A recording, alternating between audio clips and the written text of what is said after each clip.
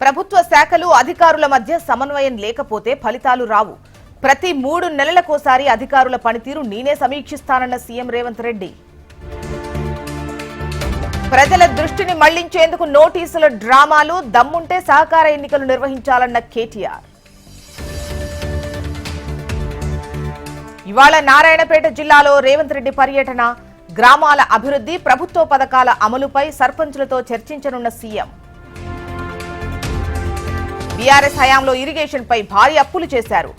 Palamuru Rangareddy project నుంచి 1 ఎకరాకు నీరివ్వలేదన్న ఉత్తమ్. గత ప్రభుత్వ హయాంలో చెక్ డ్యాంలు నాసిరకంగా నిర్మించారు.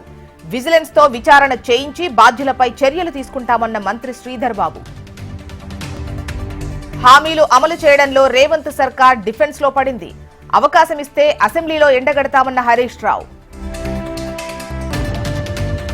వైఫల్యాలను కప్పిపుచ్చుకునేందుకే బీజేపీని బదనాం చేస్తున్నారు. కాంగ్రెస్, బీఆర్ఎస్ పై Telangana BJP chief Ramachandra Rao fire.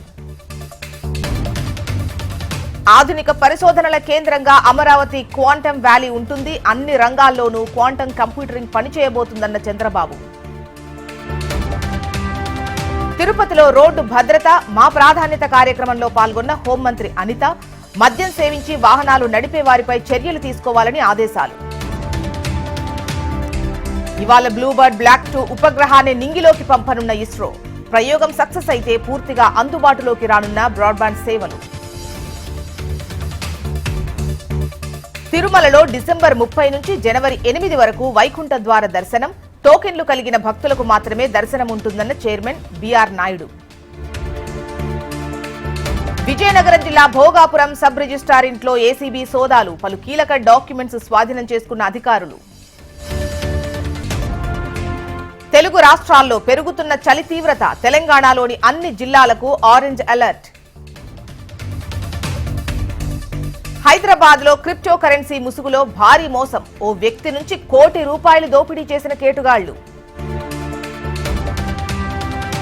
Nizamabad జిల్లా ఆర్మూర్లో రోడ్డు ప్రమాదం. బైక్, ఆటో ఢీకొని 2 మృతి, పలువురికి తీవ్ర గాయాలు.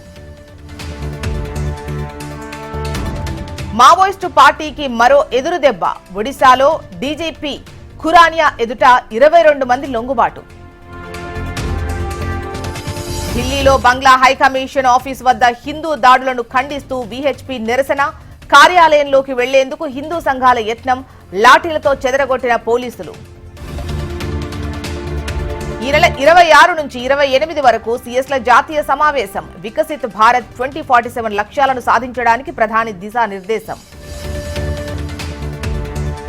సీఎం నితీష్ పాలనపై ఎంపీ శశి థరూర్ ప్రశంసలు. బీహార్లో మౌలిక సదుపాయాలు మెరుగుపడ్డాయన్న కాంగ్రెస్ ఎంపీ.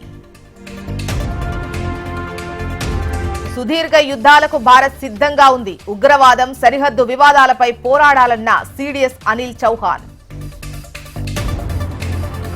బెర్లిన్ పర్యటనలో మోడీ ప్రభుత్వంపై రాహుల్ గాంధీ విమర్శలు. ప్రధాని విజన్ పూర్తిగా విఫలమైందన్న కాంగ్రెస్ అధినేత. మెక్సికో గాల్వెస్టోన్ కాజ్వే వద్ద కుప్పకూలిన నేవీ విమానం. 5 మృతి, పలువురికి గాయాలు. H1B ఉద్యోగులకు Google good news. Green card sponsorship ప్రక్రియను వేగవంతం చేయనున్నట్టు ప్రకటన. నేవీ ఆధిపత్యానికి అమెరికా కొత్త ప్లాన్. నౌకాదళం కోసం గోల్డెన్ ప్లేట్ ను సిద్ధం చేస్తున్నట్టు ట్రంప్ ప్రకటన.